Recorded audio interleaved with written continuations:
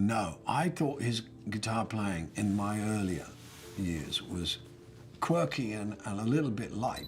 Coined by the manager of the band, the Yardbirds. His name was George Ogomalski. Eric Clapton is called a guitar god, but not everyone here's a saint.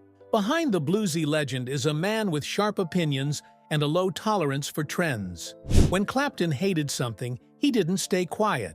He attacked. From pop stars to punk rockers, his hit list is longer than you'd think. Get ready.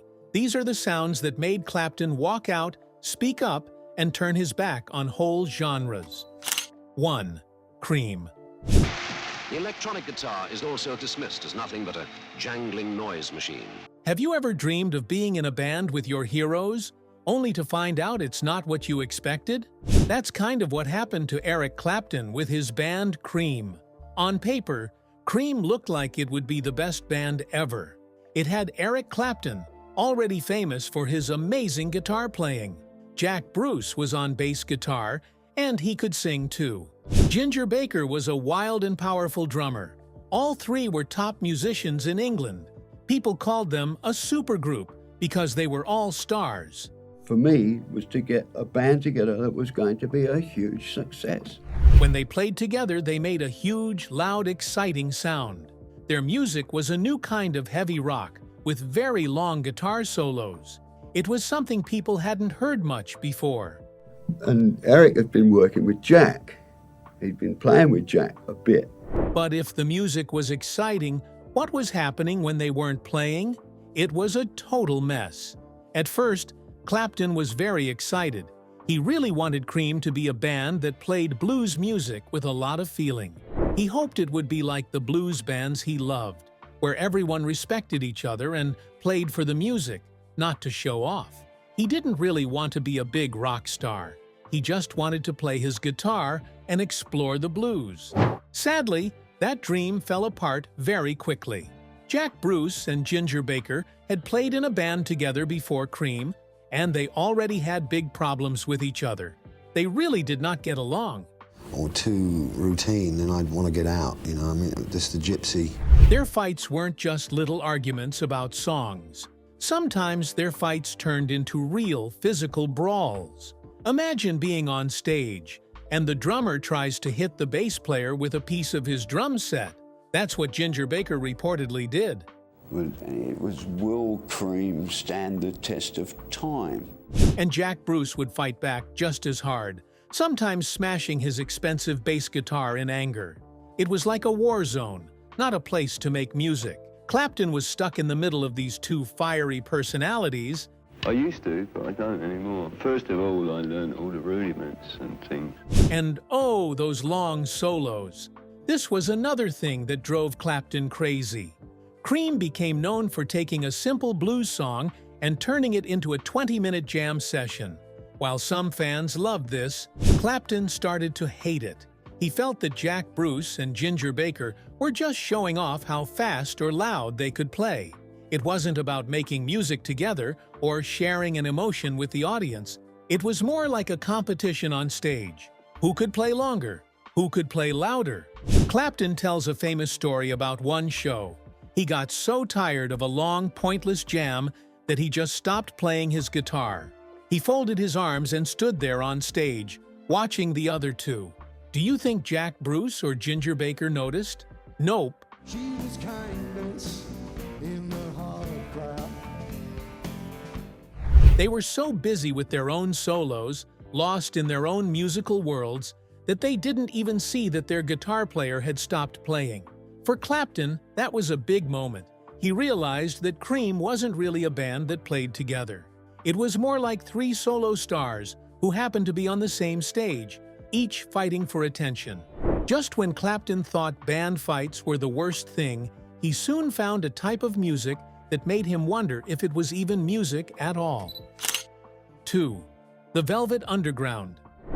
Because I can't carry when I go through customs, I figure somebody in the audience. Eric Clapton's whole musical world was built on the blues. His heroes were legendary bluesmen, Muddy Waters and Robert Johnson. And they would go get this guy every Christmas, and he had an acoustic guitar, and they would have a gallon of wine. These artists played music that came straight from the heart. Their songs were filled with real soul. They sang about pain, joy, love, and the hard parts of real life. Clapton spent years and years carefully studying their songs. He tried to copy their guitar licks and learn their special way of playing. He built his own successful career around this deep, emotional, and skillful sound. And so they called Muddy, and before I left Louisiana, they said, be careful there because you can get mugged.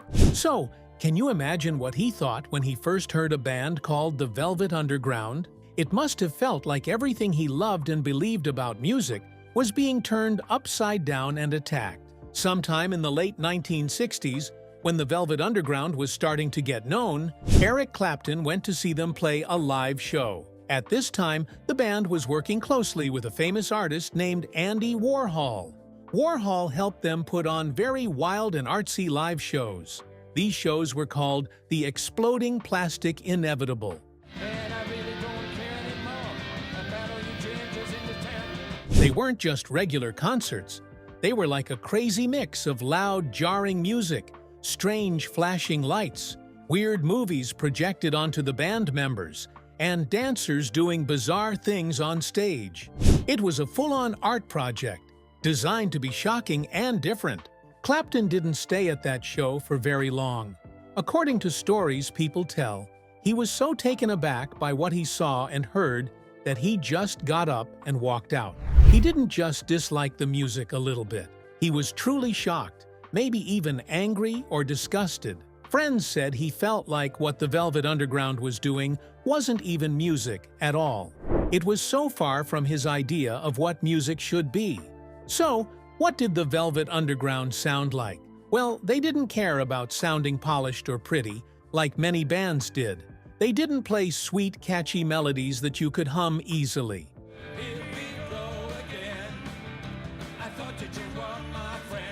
And they certainly didn't play long, bluesy guitar solos like Clapton did. Instead, they made music that was often rough, raw, and full of strange noises. The guitarist, Sterling Morrison, and the singer-guitarist, Lou Reed, would often create buzzing, droning sounds. John Cale, another member, played the viola, but he made it screech and wail, not sound like a classical instrument. The drums, played by Mo Tucker, were very simple and often had a pounding, steady beat that felt harsh. All the audiences had been 19, 20, 25-year-old kids. And their songs were about very different things than most pop or blues songs. Lou Reed wrote lyrics about hard topics like drug addiction, difficult and dark relationships, and the gritty, often dangerous life on the streets of New York City. And Lou Reed didn't sing in a traditionally nice voice. I never liked the Beatles. I never really liked any British group. He often talked his way through the songs in a flat, unemotional, almost monotone voice. It was like he was telling you a story, but a very dark and disturbing one. The band often sounded like they were trying to be as noisy, strange, and unsettling as possible. Dritter punk rock. The Velvet Underground's strange sounds were one thing, but what about a new generation of musicians who seemed to hate everything Clapton stood for? By the mid-1970s, Eric Clapton was a huge global rock star. His name was known everywhere. He had played in massive bands and built a successful solo career. He was rock royalty, living in big houses and flying on private jets. This is where people can do whatever you can do whatever you like down here. Then, punk rock crashed onto the music scene like a fist through glass. It wasn't pretty or polite, and Eric Clapton hated it. There was an ease, it was easy, it was made to look easy. Of course, they said I could play in a day. Punk rock wasn't about being a great musician. It was often the opposite. Punk was about energy, attitude, and anger. Young bands like the Pistols from England or the Ramones from America didn't care about perfect guitar solos or fancy guitars. They wanted to scream about things that angered them: politics, boredom, society. They wanted to break things on stage and make music that sounded raw, loud, fast, and full of rage. Mozart, Bach and Brahms have all died. Really? What are we saying, sir? Wonderful people. Are they? Their songs were usually short, sometimes only 2 minutes. They were often simple, with few basic guitar chords, and almost always very noisy. Many punk bands' attitude was, you don't need to know how to play. Grab a guitar, learn 3 chords, and shout your feelings. And this Nancy taught him all of this, and he was too young and dumb to know any different. For Eric Clapton, this was a huge insult. He had spent years learning the blues, studying masters, and practicing daily. He worked hard to perfect his sound. Punk rock, to him, was the total opposite. He once said, "I couldn't see the point in it. It just seemed negative and destructive." This was Clapton's way of saying he thought punk was garbage.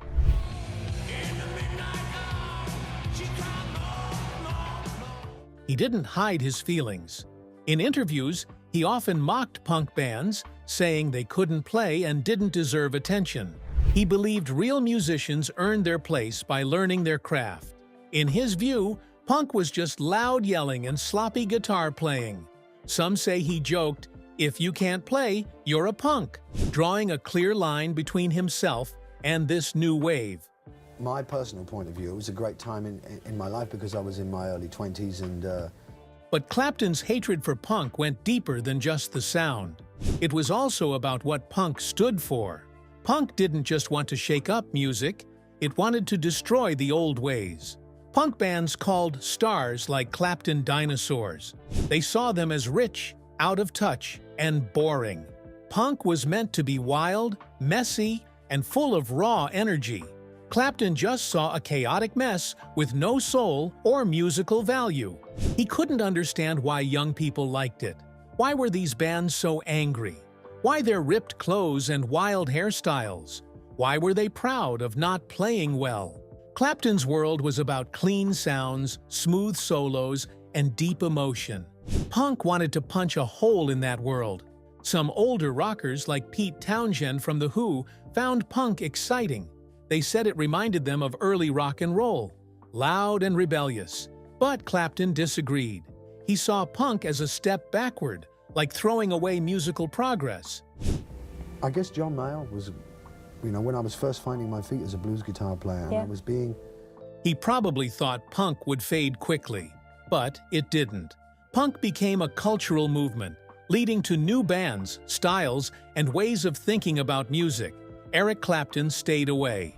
He never copied punk sounds or tried to understand it. He shut the door on punk and returned to his blues. Years later, Clapton still didn't respect punk. He wanted music with heart, soul, and skill. Punk, with its raw power and chaotic style, felt like a loud, bad joke to him. Punk did change music forever, but Clapton wanted no part of that noise.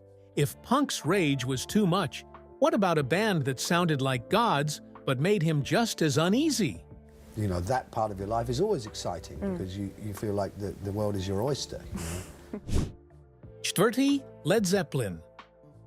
This next case is different from punk rock or the Velvet Underground. Eric Clapton never publicly criticized Led Zeppelin like he did punk. He didn't trash them in interviews, but sometimes silence speaks loudly. Regarding Led Zeppelin, one of the biggest rock bands ever, Clapton always seemed somewhat cold and distant. It was almost like he was slightly annoyed by the Led Zeppelin phenomenon, even as millions worshipped their wild, thundering sound. In the 1960s, before Led Zeppelin formed, Eric Clapton and Jimmy Page, Led Zeppelin's future guitarist, were part of the same London music scene. They both even played guitar in the Yardbirds, though at different times. Clapton was first. Page joined after Clapton left. So, they knew each other and both initially loved American blues music. Is it the same kind of meaning that we have for a matinee? I don't know. Yeah. What is matinee? Oh, no, I don't think. But their musical paths diverged there. While Clapton kept his style close to blues roots, focusing on emotion, a certain simplicity, and a smooth tone, Page took blues roots and expanded them into something huge, powerful, and theatrical with Led Zeppelin. Led Zeppelin transformed basic blues ideas into a roaring thunderstorm. Heavy metal bands, probably, without knowing it. You know, because when we disbanded Cream... Led Zeppelin was intentionally loud. Their sound was massive. Robert Plant had a powerful, high-pitched voice. John Bonham was one of rock's loudest drummers. John Paul Jones played thunderous bass and keyboards. And Page created a new rock guitar style with heavy riffs, amazing solos, and effects like using a violin bow on his guitar. They played long concerts, sometimes hours. They wrote songs with strange, mystical lyrics about myths and fantasy. Fans loved it. It was exciting. But Eric Clapton? He didn't seem to be a fan. A well-known rumor says Page once asked Clapton to join a new band, which became Led Zeppelin. Clapton reportedly declined. If true, it clearly shows their different musical visions. Clapton didn't want to play in a band focused on massive noise and power. He wanted simpler music, closer to the blues heart, not to be a rock god. John, we've been watching that bit film there, and you do some really it must have taken you years to learn to play like that, did it? Clapton never directly insulted Led Zeppelin publicly, but he never really praised them either. He didn't talk about them much, or play music with them. Looking at Clapton's music during Led Zeppelin's peak, like Derek and the Dominoes or his early solo work, it's clear why he might not have loved Zeppelin. While Zeppelin released epic albums with crashing drums and mystical lyrics, Clapton played more laid-back, soulful, personal songs. He stayed closer to original blues, wanting his music to feel real, not like a fantasy. Clapton likely saw Zeppelin's style as somewhat fake in feeling, though not in talent. He knew they were amazing musicians, but he might have thought they tried too hard to be big and powerful, rather than emotional. To him, blues was about real pain and deep emotion, not showing off or screaming vocals. He probably didn't dislike Jimmy Page personally, but he might have disliked what Led Zeppelin represented. Rock grown too big, too loud, too far from the blues core they both started with. Where Clapton wanted his guitar to speak to hearts, Zeppelin's music often seemed to aim for eardrums. Yet, even rock gods didn't rattle Clapton like the next sound that dominated global dance floors. The same thing, I mean, it was like a 5-stone weekly, or that's like a 100-pound weekly, just with no chance of doing anything. Cinquiem Disco. If Eric Clapton disliked loud rock gods, what about a style not centered on guitars? In the late 1970s, disco music exploded. It was loud, shiny, slick, with flashing lights and mirror balls. For many, disco was fun, with a great dance beat. But for rock fans like Eric Clapton, disco felt like a nightmare in polyester. While the world danced, Clapton likely saw disco as the death of everything he valued in music. Disco was very different from Clapton's rock and blues. It was often loud and repetitive, built around a steady thumping beat. Thump, thump, thump, thump. Perfect for club dancing, but not for deep listening. Disco lyrics were often simple, about dancing or love. People went to discos to dance and forget problems, not for deep musical emotion. For Clapton, who crafted songs with feeling and skillful guitar, disco must have seemed unreal, like noise with glitter. It probably felt empty and shallow. At disco's center, the Bee Gees. They once wrote beautiful soft pop songs like How Can You Mend a Broken Heart? Then, in the mid-1970s, they changed, singing in high falsetto voices for Saturday Night Fever. The movie and soundtrack were massive global hits. The Bee Gees became disco kings. Eric Clapton and many rock musicians hated it. Robin and I were about 19. Yeah. So we were like all young and getting all these things, people telling you that one brother's better than the other and you don't need them, you don't need him. He wasn't alone. Many rock fans were furious, feeling disco pushed real music, guitar bands, off radio, and charts. Some started a disco sucks movement. A famous event involved a crowd burning disco records at a Chicago baseball stadium. People felt their beloved music was replaced by something fake. Clapton, devoted to soulful guitar, likely agreed. This happy, shiny sound must have felt empty. Clapton didn't publicly attack the Bee Gees or constantly decry disco, but his silence and his continued blues rock path spoke volumes. He never joined the disco trend or added disco beats to his songs. He stuck to music he believed in. While others chased disco hits, Clapton stayed grounded in music from real experiences. In some stations' opinion in this country, the Bee Gees are not allowed to have a hit because they had a lot of success with Saturday Night Fever. That to me is crap. To him, disco wasn't just another style he disliked. He likely saw it as a threat. It felt like the music world told guitarists to step aside for drum machines and keyboards. Disco was often producer-created in studios, using machines for beats. Guitars were buried or replaced by synthesizers. Instead of emotional solos, disco had short, catchy songs for radio and dancing. There seemed no room for deep, guitar-driven music.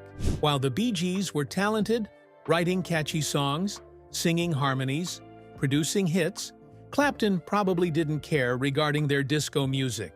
Their disco success likely made them part of the problem in his eyes. They weren't just a band. They symbolized this new, shiny, and, to him, soulless trend. It was something else. There's a lot of not wanting to say what it is, you know. Cancer is cancer, you know. For Clapton, disco was more than annoying. It was almost dangerous.